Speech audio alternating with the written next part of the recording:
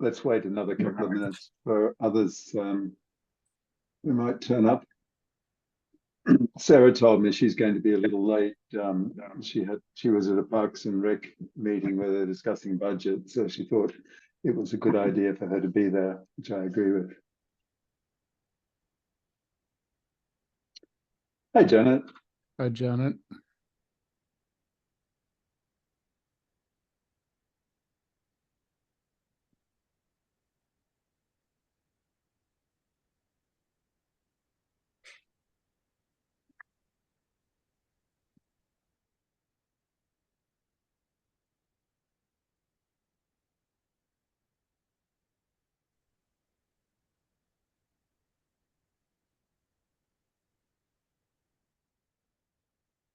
So we're just waiting on Steve and Melissa at the moment. Oh, Steve's arrived. I'm here. Sorry, Hello. Steve, I didn't see you. We're going to give Melissa another minute or two, and then we'll kick it off.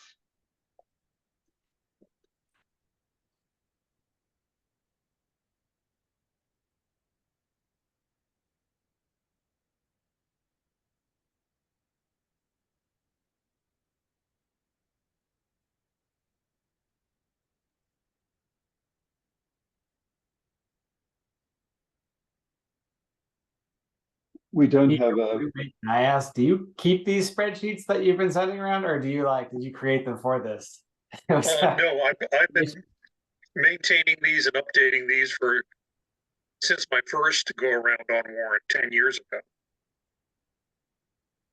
No, I did not whip these up in an afternoon. You'd be in the town archives. Well,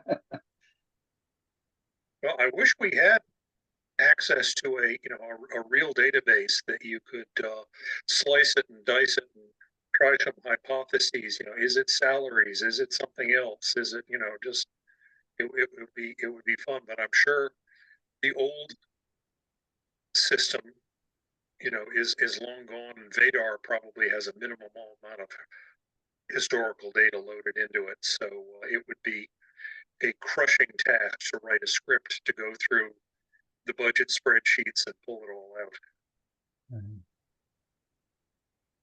Peter, you're a volunteer member, correct, of the Warrant Committee? You're not a town. All volunteers, right?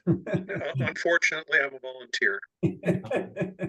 And wouldn't there be someone in the town hierarchy That's a good question, Marty. that you've designed these worksheets to just be responsible for updating them so that you don't become the town archivist for the time that you're here? At some point, once town hall is fully staffed again, I imagine we could turn this over, and even better. I mean, if we could get some sort of a database, I'd be happy to help out, get it bootstrapped, so that you could design a website that would pull whatever the last whatever data is available, and do presentations. When I was still working, we had something called Tableau, which was just magnificent, but it's hideously expensive. But I mean, even just some simple ASP scripts. If you could just get the data in orthogonal form. Yeah, Peter, I've been trying to get resident email addresses so we could actually move off paper and stop mailing stuff. There's you wouldn't believe the scramble just to get the newsletter out. We do not have the skill set to do we don't have the skill set to do basic stuff. Yeah. And we've been without our municipal project manager for almost 2 years now. So I have it on the list for 2024, FY25, a document management system, then starting to collect data, but who the heck knows? Peter, at one stage in my careers past, I was European IT manager for SAS Institute, and they were at that stage doing an enormous amount of data analysis work on data warehousing and so on. So I was quite familiar with that. Anyway, I Could you guess we should. contact some of your old friends and get us a cheap license? Yeah, right. They are expensive. They were one of the first companies to introduce a subscription system, and it was pretty radical back in the day, in the early 90s when they did that. But now everybody's has moved to it because they realize it's a way of getting a constant income stream. Anyway, I think we should move on to the meeting. Let's hope that Melissa and Sarah join us shortly. Okay, so I'll call the meeting to order. This open meeting of the Dover Warrant Committee is being conducted remotely in accordance with the temporary provisions of the open meeting law. For this meeting, we're convening via a video conference using the Zoom app as posted on the town's website, identifying how the public may join.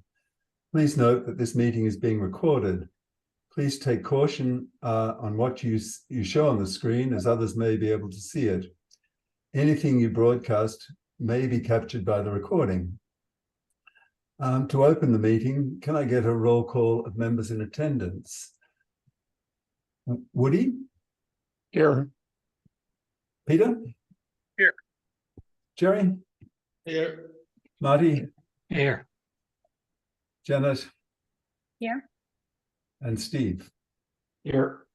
And Cam, I'm here too. So we've got a quorum and we can proceed. Sarah apologized that she will be arriving late because she was at another meeting first off. Okay. So let's move on. I guess acceptance of minutes. Does anybody have any comments on the minutes? Woody, you had a comment, I think.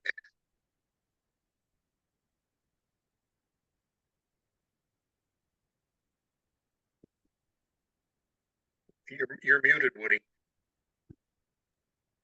I think the comment was that I thought there was a general sense of the group that the minimum increase should be 3%.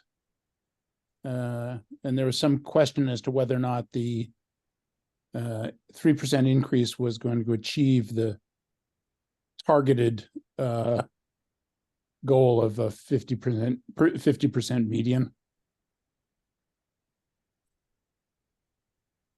I recall that.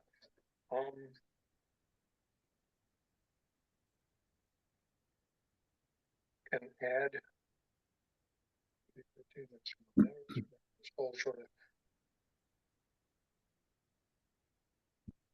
Okay, I could insert before the last. Well, this is going to take some wordsmithing. Why don't I update these and send them around, and we'll do it at the next meeting. Oh, okay. I hate to do whole sentences on the fly as opposed to just wordsmithing. Yeah, fair enough. That makes sense. Thanks, Peter. Sorry. No problem. I think we can now move on to liaison updates. I think is the next thing we need to discuss. Does anybody have any updates on their liaisons so far? Since we really haven't got published budgets yet, we're actually expecting the operating budgets on November 17th. So by then we should be able to be interacting with the committees and asking them about their proposals and getting a better sense of them. But does anybody have any updates at the moment? Janet? Okay. So December 13th is for the Board of Health. So that day is good for Kay and Jason, who's the health director. And I'll probably have a meeting with them soon to talk about potential bylaw change because they're considering adding an associate member to the Board of Health. Okay. So otherwise the date's good. And also I was trying to figure out the animal control officers under police. So I was going to coordinate with Sarah, who has a police, and then the garbage disposal and solid waste go both under DPW and Board of Health, but I think the budget comes from DPW, so I just have to figure out who to contact. But they're further out in January and February, so I think I have time for that. Mhm. Yes, you should reach out to Kevin McCabe for the DPW. Okay. While you're speaking, Janet, I guess you saw that note that went out from Ruth Townsend. We now have a person in the townhouse who's responsible for communications. It might be good to reach out to him and maybe even invite him to a warrant committee meeting to give us his sense of what his expectations might be in what things we need to communicate and with what frequency and so on. That might make some sense. Okay, we'll do. Thank you. Any other updates? The fire department, Deputy Chief Hornick. Oh, gosh. I'm very sorry about that. Deputy Chief Cornick is retiring this coming summer because he's reaching age 65. The chief is considering and will probably put in the budget a proposal to reinstate the position that existed previously when Dave Tiberi was the deputy chief. He was also the inspector for the fire department. And when he turned 65, he had to go part-time, and there's a limit of 20 hours a week for part-timers in the town. And that was hardly sufficient for the amount of work he had to do most of the time. The fire chief would like to reinstate the idea of a deputy chief position, which is a full-time position that would also incorporate the role of the inspector. So this is probably going to be on the budget.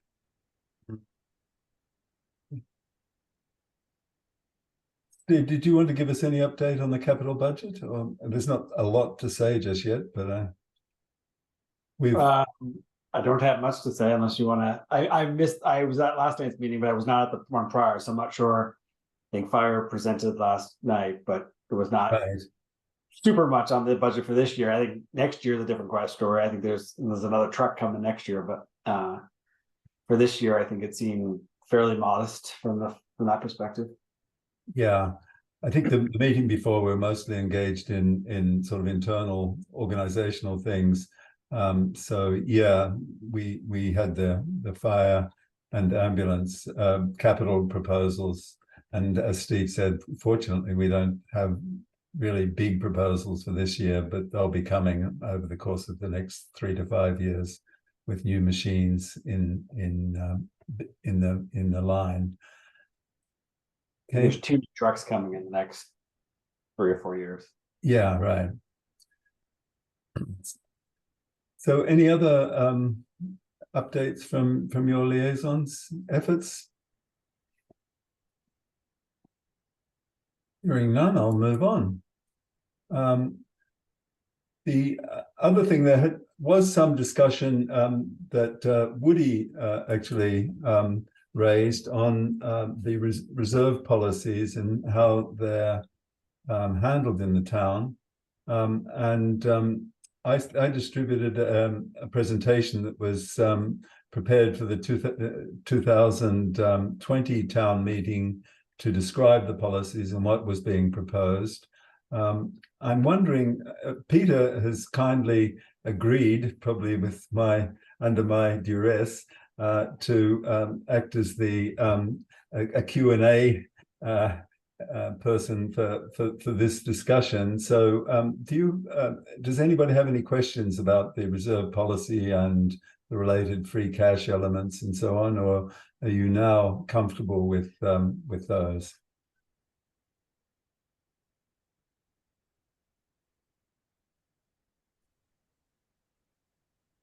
Does that silence mean comfort and agreement, or does it mean I haven't really given it much thought yet? Because we can defer it to another meeting if you would prefer.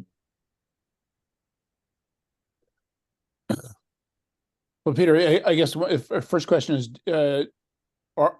are we as a town attempting to put 3 to 5% into free cash each year now? Didn't look as though that's necessarily been true the last couple of years. Cam, I'm going to defer to you on this.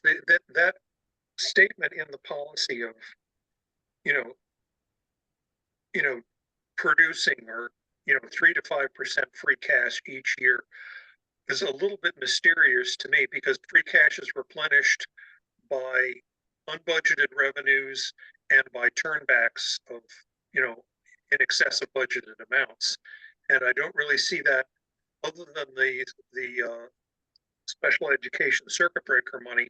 That's all quite unpredictable. Right. I think that's absolutely true, Peter. I think the aspiration was to maintain that level as a sort of a rough guideline, and that the town would not disperse that back to support tax rates. Anything more, that amount would be held in abeyance from tax rate disbursements. I think that was the intention of it.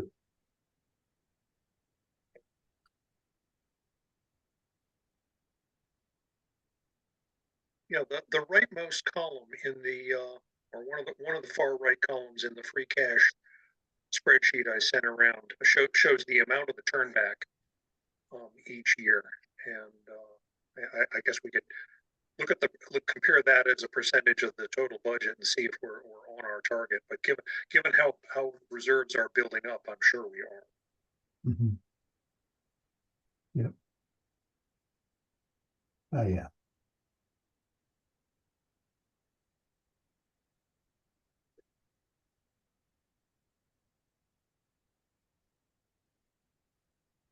Yeah, so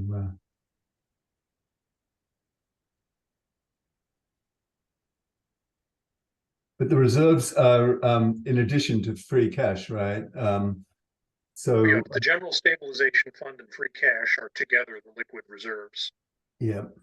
Oh, okay. I'm thinking of a different spreadsheet, which I did not send around. That it's sort of the reckoning of town meeting. I'll send that around, and that'll maybe be a little bit more informative. Okay. Okay. Do we have any other questions? Marty, I thought you'd have something to ask about it, or are you comfortable with it? Oh, I have a lot to ask about it, but I don't want to show my ignorance, Cam. Well, the intent of it is to bring everybody up to speed, because we know it's a complex subject, and particularly if you're new to the committee, it's really a sort of a veil that needs to be lifted for you to understand how it all hangs together. So that was really why I was hoping to have that where you guys could bring ask questions about it. But if you're not yet comfortable with it, I'm quite happy to defer it to another week. I mean, we don't have to. Well, I can ask a few questions, but if I'm asking really dumb questions, tell me to. No question is dumb, Marty. Don't worry. This whole concept of free cash against what Steve just talked about in terms of the capital budget committee and a fire truck this year and 2 fire trucks next year. Is there any connection in terms of the resources that you're calling free cash and liquidity and what I'd call capital replacement type issues? Or maybe that's budgeted somewhere else that I just haven't seen yet. So that's my first question.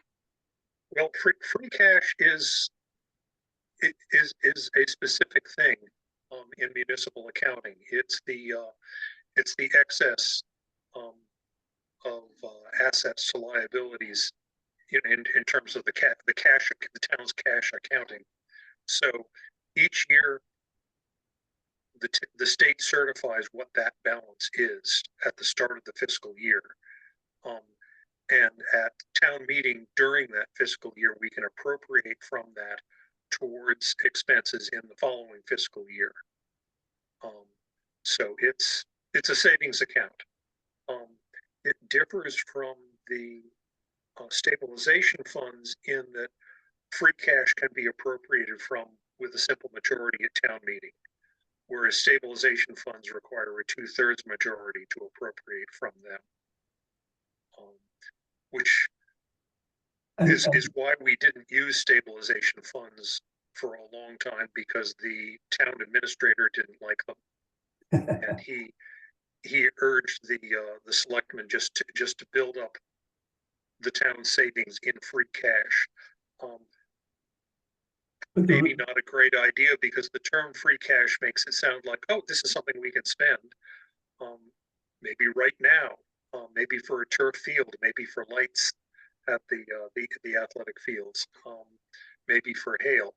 And free cash has been spent 3 or 4 times over in many people's minds as a result. And yes, it's a little bit misleading, isn't it, Peter? But I think the reserve policy document that I distributed points out that the goal to establish a capital stabilization fund as well, which would then be used, Marty, to pay off some of those capital, or to reserve funds to pay for these large capital items that we know we're going to be confronted with over the course of the next few years. So that's the intent of it. But ultimately, if I understand what Peter said, it's available for contingencies or issues that come up that haven't been otherwise budgeted for. It's sort of a safety valve. Is that a fair? no, that's the reserve fund. The reserve fund is something which is funded each year with a fixed amount. It's been $250,000 for at least the last 10 years. And that is an emergency fund that can be tapped during the fiscal year without the approval of town meeting. So that is the source of funds that can be used for unexpected expenses that crop up during the year. And those have to be approved by the Warrant Committee, right? Yes, the Board of Selectmen and the Warrant Committee have to bless anything taken from the reserve fund. Okay. Whereas the stabilization funds and the free cash can only be tapped by town meeting. And you said the free cash is the difference between assets and liabilities on a cash basis. Is that right? Yes. Oh, well, assets, it's a little complicated, but yeah, let's leave it at that. Another way of looking at it is it's the difference between the amounts that were budgeted and the actual expenses. So if the actual expenses were less than those budgeted, the funds return to free cash. Is that correct, Peter? Or is but it does carry forward. Unlike the reserve fund, whatever is unspent in the reserve fund at the end of the fiscal year goes back into the general fund and has to be reappropriated for the following fiscal year. Free cash goes up and down, but appropriations from it reduce it. Turnbacks and unexpected revenue, unbudgeted revenue, build it back up again, and then the amount is certified at the end of the fiscal year.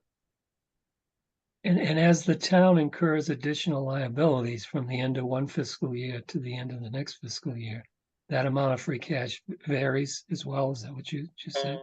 No. This is just based on the cash. Future liabilities are not taken into account. This is just cash basis accounting. I know, but as you incur those liabilities, there's claims against that cash that weren't there at the end of the prior fiscal year, right? So no, the expenses that we incur during the year are paid from the budgeted amounts to the various departments. free cash is not touched during the course of the fiscal year. Right. There are claims against that cash though, right? As the town incurs liabilities? No. No? I guess liabilities probably was not the correct word to use, because that implies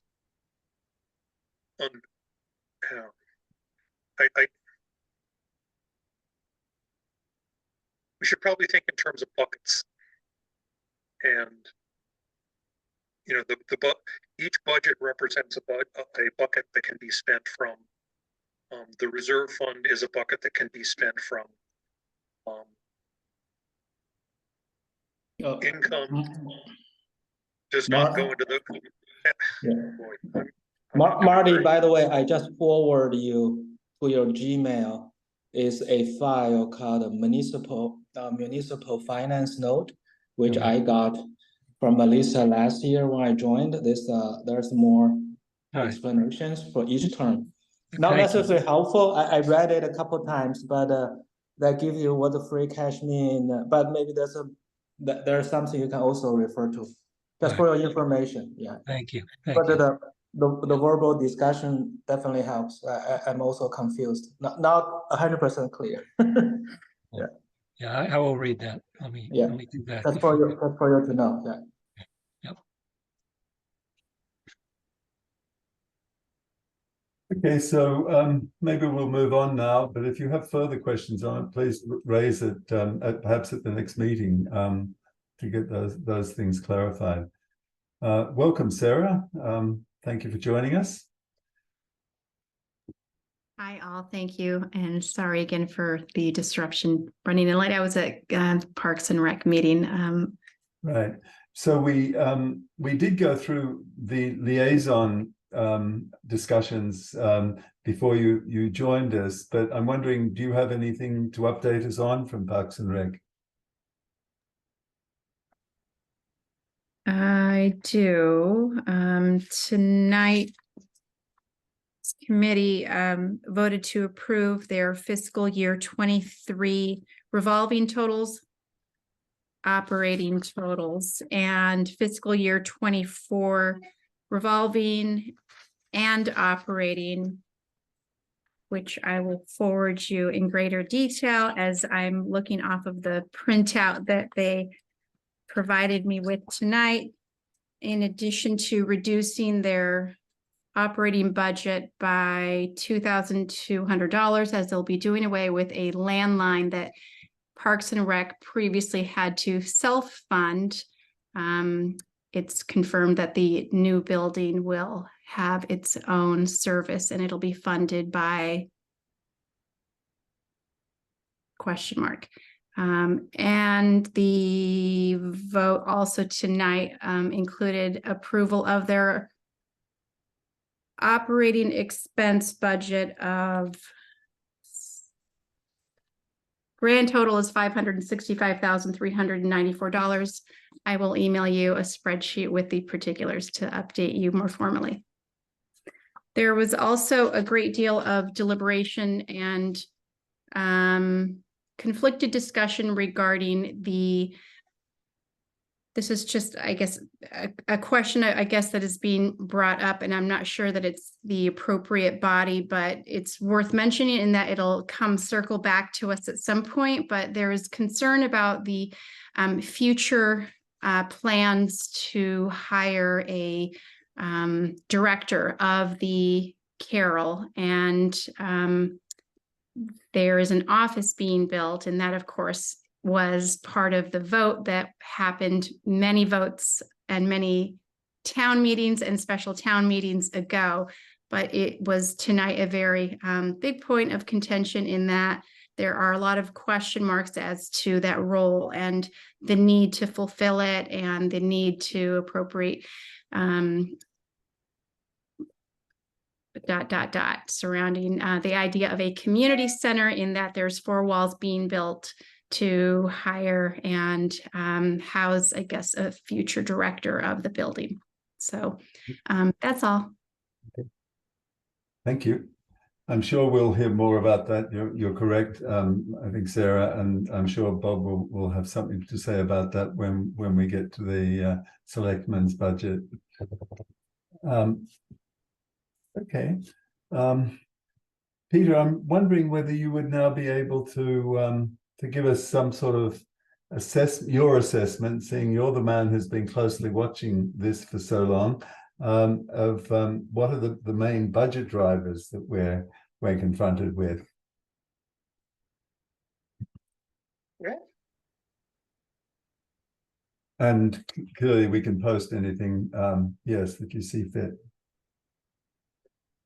Yeah, no, I was surprised, honestly, that the schools were not growing at the fastest rate. We know that they're the biggest dollar driver because they're by far and away the biggest budget, but in terms of the percent growth rate, I was really rather surprised. Right. And not surprised that general government was one of the faster growing things, and certainly insurance and pensions. So general government, can you tell us what that contains? Townhouse, I think would be a good summary. Right. I don't know if I don't think the library is there. I think the library is under other public agencies. Okay. But which is increasing at almost that same rate, right? Yeah, and DPW is under highway and bridges. They're growing at a moderate rate so far. That's about to change, I think. Yes. But I was, nothing really stuck out. Right. To me, as a clear thing that we need to zero in on. Although in terms of what we know is happening now, and part of it is recovering from the COVID swings that we had, and the exodus of personnel from Townhouse. We're now doing a lot of hiring, right? And so that I think the continued growth in Townhouse is going to continue. Right.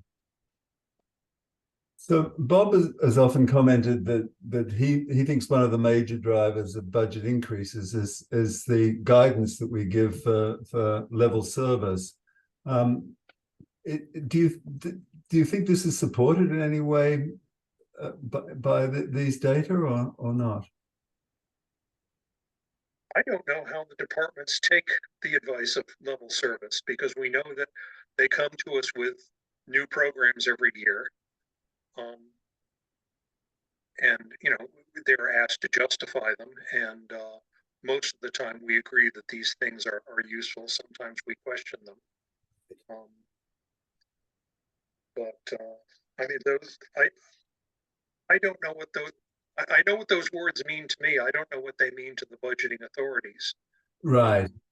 And the other so question we could call it something else. Right. If we weren't to give that sort of guidance, what other sort of transparent guidance can we provide?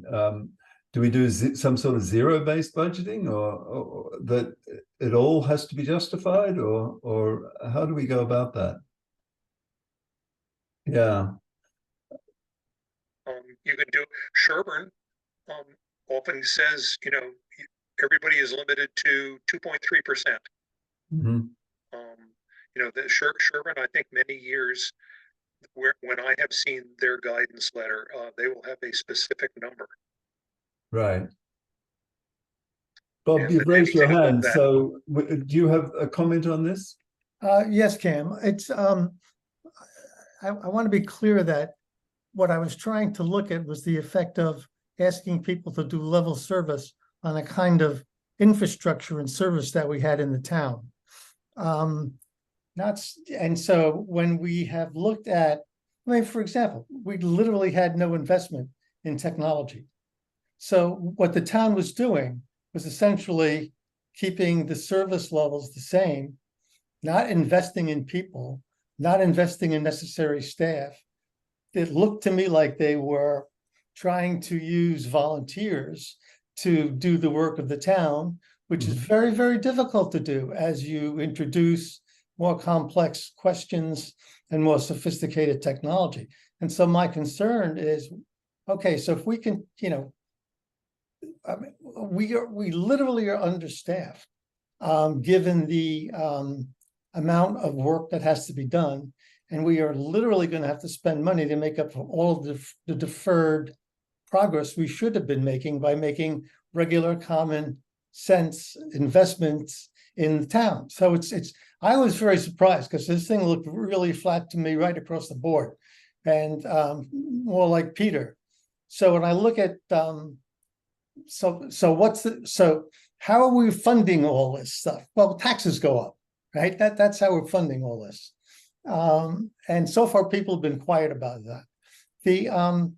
But my concern is, and you can, you know, so we added, just so you know, just in the past couple of years, the Board of Health added a health agent, right? Why did they do that? Because we didn't think Jerry Clark should be running around doing operational things in the town. I mean, that didn't make any sense. Planning Board wanted to hire a land use planner. Why? Because the rules have gotten much more complex, and they didn't have people on Planning Board who had the time to do all the work. You know, we've added a municipal project manager. Why? Because we had nobody in the townhouse who had any skill set around technology. So there are buckets of resource that we're going to need access to one way or the other. Well, we will. I mean, we're behind the times by a fair amount. So when I look at going into FY25, I've asked our town administrator to put together a straw man of what he thinks we're going to need to run an effective and efficient municipal operation. How many people, where, and why? So I haven't gotten that yet. But and that needs to be justified to the town, and it's simply an investment like any other investment you would make in a business or in your house. You know, you want to paint your house every couple of years, but we've been pretty remiss. Yeah, It's just the way. The other thing I want to do is get everybody sort of help get everybody on the same page, because I don't know what happened last year, and I was just stunned by this work that Peter has done. I mean, I knew it existed, but I had not really took a really hard look at it. And so it's been a pretty, if you look at the different expense numbers, they've been pretty flat. yeah, Nothing really jumps out, as you said, Cam. yeah. Well, thanks for your comments, Bob. Peter, do you want to add anything else to this discussion? No. Okay, then I guess we can move on.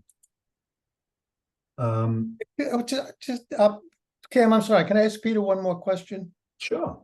So Peter, I was really surprised that the circuit breaker, given the volatility in caseload and the difference in price, and then the circuit breaker reimbursement, that actually also came out pretty flat. There were very few, you know, spikes in any of that data. Well, the total amount does go up and down with the head count. Yeah, with the head count, right. But the amount per student is quite stable. Yeah, and that just shocked the heck out of me, sitting on school committee for 6 years. Well, Because bear in mind that the circuit breaker only covers expenses incurred in excess of a they cook the books. Yeah, I know the state cooks the books. Yes. And but nevertheless, it was like so when I first was on there, Peter, we were getting like a 40% reimbursement on circuit breaker. That was just 1 year. They had promised us 75. And then over time, what happened was the circuit breaker reimbursement rate from the state went up to closer to 70. And that must have just been, you know, that's how it stayed sort of in balance. And anyway, I was just shocked the heck out of me. You know, fortunately, that 40% was only the 1 year. I think that was fiscal 2010. Yeah, I think it was my first year on the committee. I almost fell off my chair.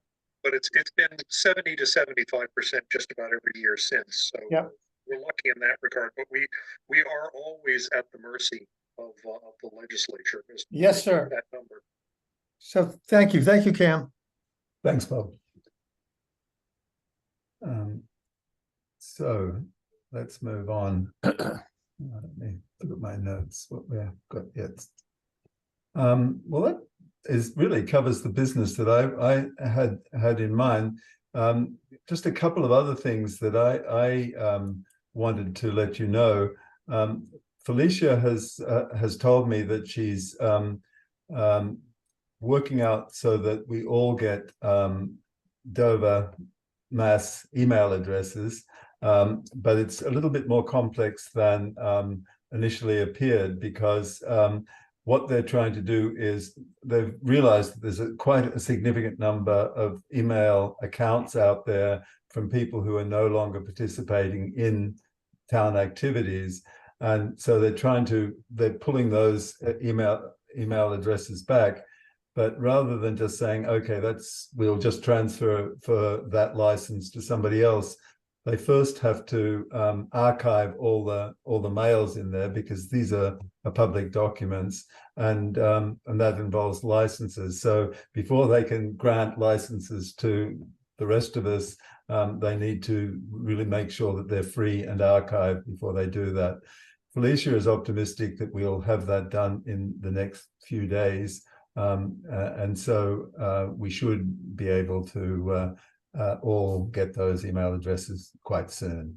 So she apologizes for the delay, but it really just speaks also to Bob's comment about our lack of technological skills within the administration of the town at the moment, because we've got to get a third party to do that sort of work for us, and that's a little bit more challenging.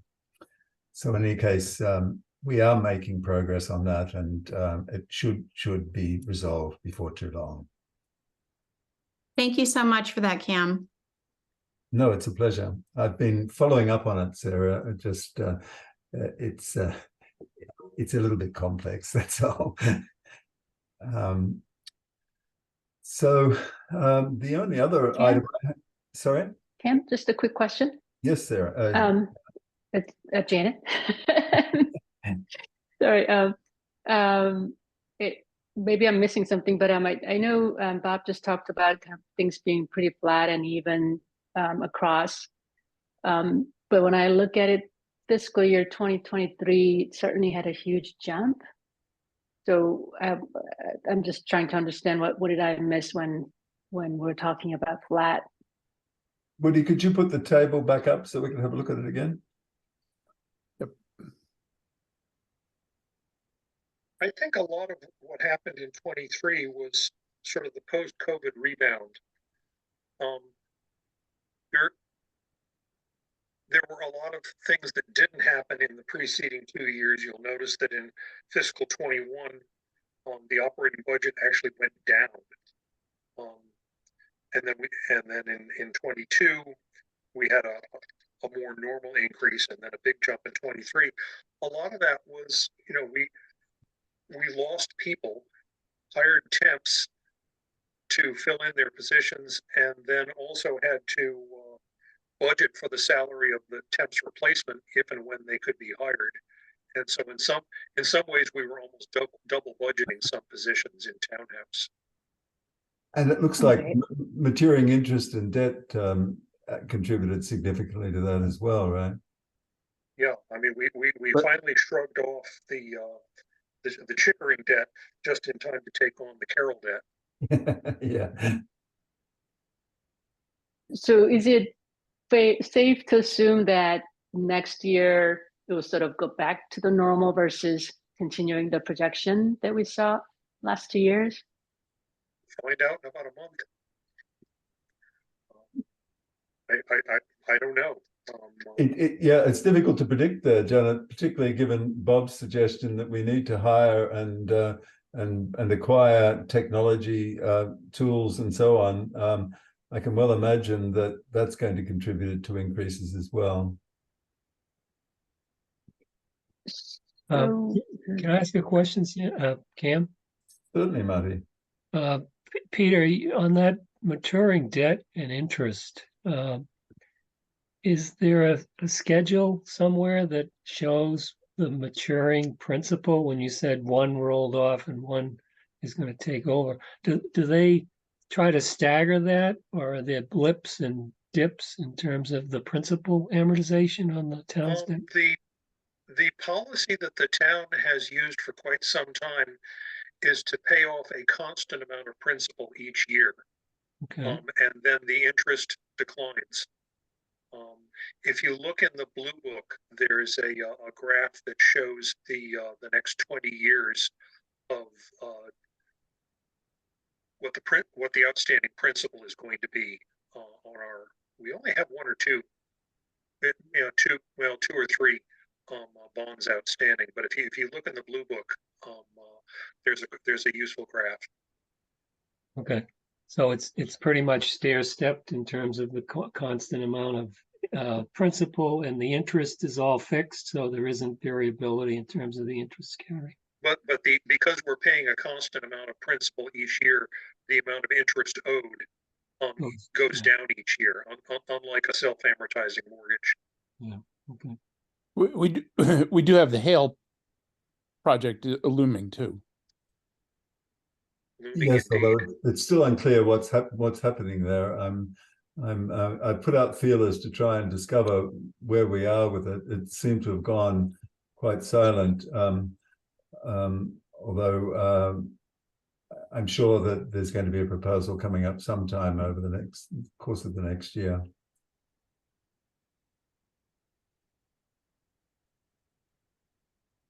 I think Bob has his hand up. Yeah, so Oh, sorry, I thought that was your hand up from. no, I took that one down. This is a clean one. The other one was dirty. Make sure you take your hand down then, Bob, so I know. The question, I want to make sure I get this right.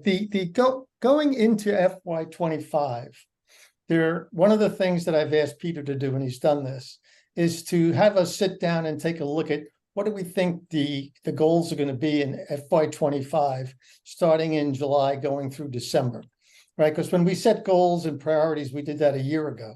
So in FY25, we're going to open Carroll or open the Dover Community Center. That's going to require an increase in staff. The second thing that I know we want to do is we want to restack. There are projects that people want us to do, which is going to mean we're going to need to add at least some sort of business analyst. We already, and it's not, and there's a question about whether or not we have money for the municipal project manager. So just looking at the first part of FY25, I'm sitting here going, we're going to need to hire a municipal project manager.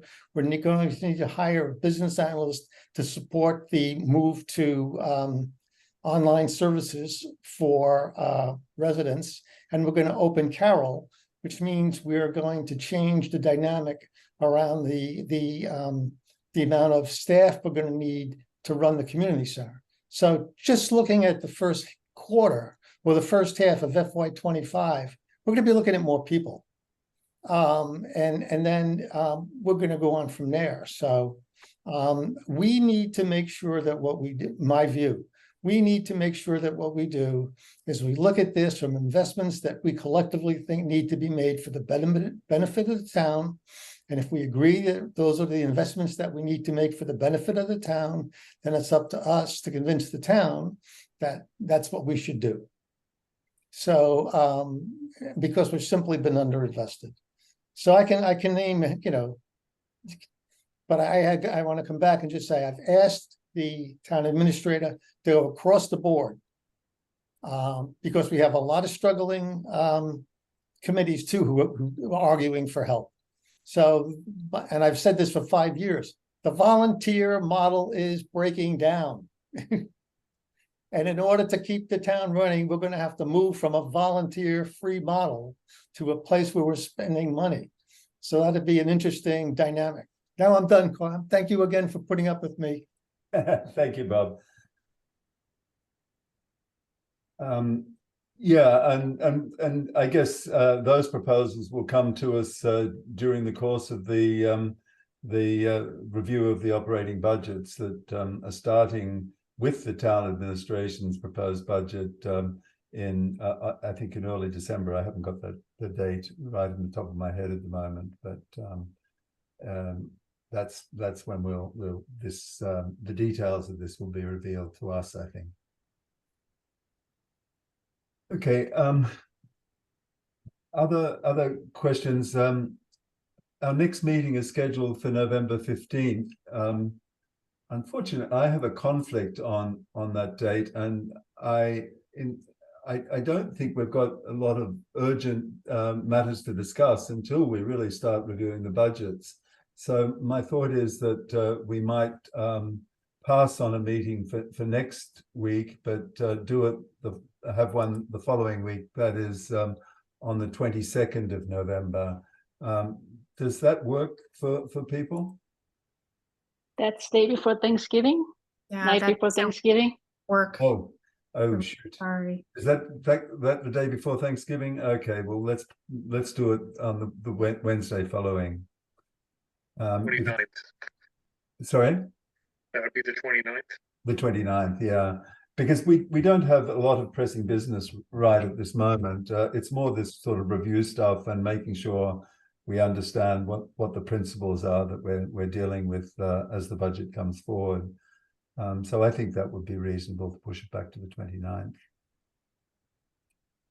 Cam, one thing I wanted to ask about, so Peter, seeing actually the table and the kind of history actually makes it so much easier to kind of understand what's going on with the town. Really, yeah.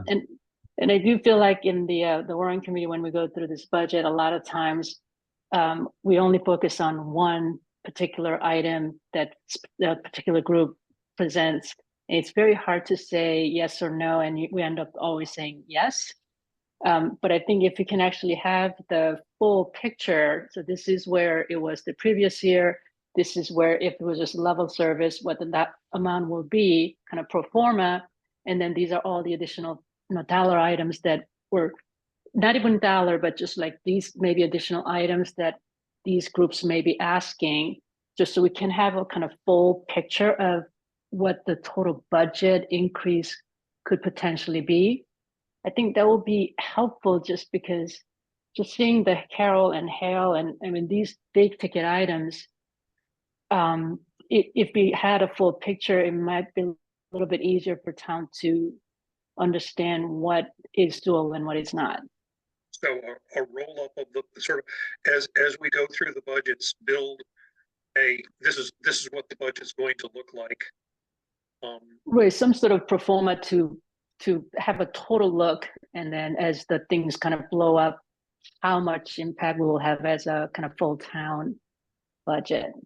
The trouble is a lot of those things are only revealed to us in the future, Janet, so it's very difficult to know what the financial implications of them are going to be.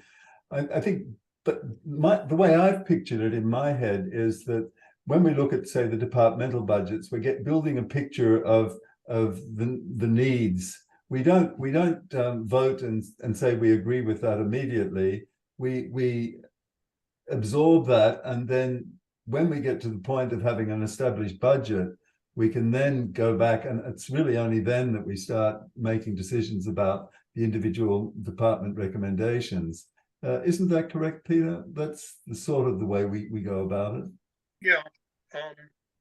The detail that we get with each budget does show, I think, the 2 year ago actual, the current year, or the prior fiscal year actual, the current year budget, and then their ask for the coming fiscal year. We do get that in gory detail, line item detail. But I think, Janet, what you're thinking of is a roll up that shows us what the total budget is going to look like as we go along. Yeah, right, because sometimes it's really difficult to push back on each department. Obviously, they all need things. But if we actually can look at the whole picture, it may be a little bit easier for us to sort of negotiate between maybe we push this out for another year, things like that. Okay, well, I can take on tabulating this, and we can update at each meeting and see where we're going. Okay. That would be helpful. Thank you. Mhm. Okay. So has anybody else got any other issues they want to raise? Then I The think recording piece we talked about, is there something, do you want to wait until Melissa is also available? sorry, what was that, Jenna? Like how much of the recording, the deliberation versus right. the, We were going to discuss that. Exactly. Yeah, I mean, no, I'm quite happy to discuss it now. So we've got two proposals. One is to record everything, and the other is to perhaps hold back on the kitchen cabinet type meetings like tonight, and not necessarily publish them. My personal feeling on reflection is that it's probably simplest and easiest for us just to publish everything. These are public meetings. Everybody can attend them. So why should we try and be selective in what we show on video and what we don't show? People will just have to get used to my ugly visage appearing every week. But other than that, I think we haven't got really too many options. But does anybody else feel very strongly about this?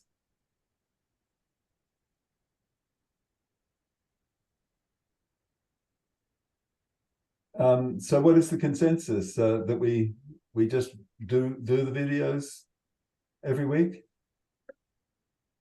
Anybody opposed to that? Bob has a hand up.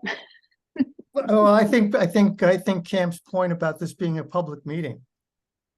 I don't know if, and we're using sort of an exception under the open meeting law to have these hybrid meetings. So at the very least, we should check with Felicia to see if we can not film a public meeting that we say is available by Zoom. So I think that's an interesting little question there, right? Because anybody could walk in theory, into the townhouse and come in and attend the meeting. It might be a moot point, Bob, if we agree, as it seems we're about to, that we're going to Yeah, do. no, it might be. But I raised my hand before you said that. Sorry. Okay. Thank you. I'm clearly not very good at managing meetings yet, so I'm learning. I'll try and keep an eye on those raised hands. Do we want to put this as a motion? Do we need to? I don't know, Peter. I don't know, Peter. What do you think? This is just an internal discussion amongst ourselves. I don't think we have to do it formally. I think if there's a consensus, there's a consensus. Yeah, I agree, Peter. So if nobody's opposed to it, let's do it. Like if we record, where is it going to be posted on, like YouTube or something? Yes. Felicia and the people at the townhouse will post the videos for us and do it on YouTube. Mm-hmm. And then they'll post the link.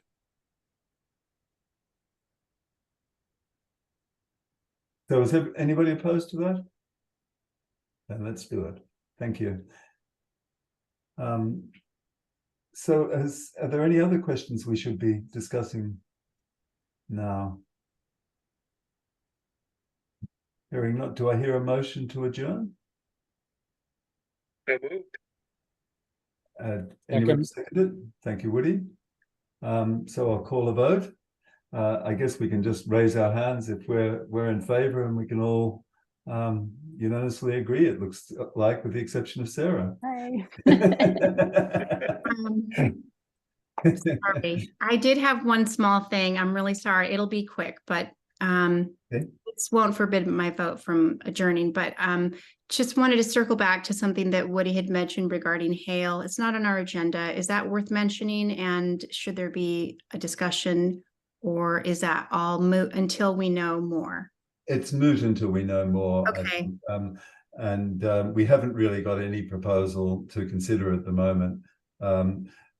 It seems to me that if I read into the tea leaves, there was a big move to move it forward, and then it suddenly was halt because if you recall, I set up a meeting with the Hale Task Force and the trustees to go through the proposal, and then it was withdrawn with very short notice.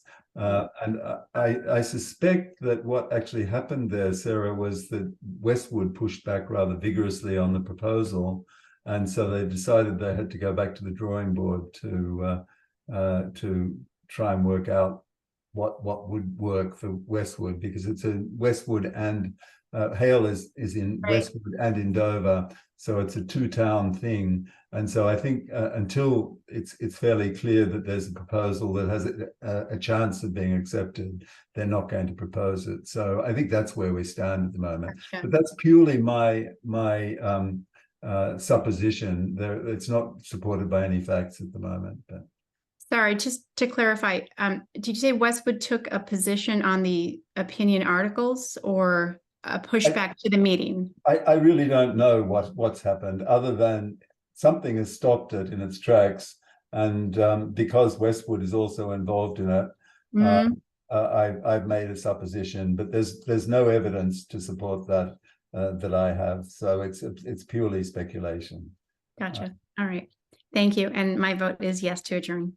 Okay, we got it for that. Thank you. So I'll say good night to everybody. Thank you so much for coming. You know. Bye. Thank you. Good night. Thank you, Kim. Thank you.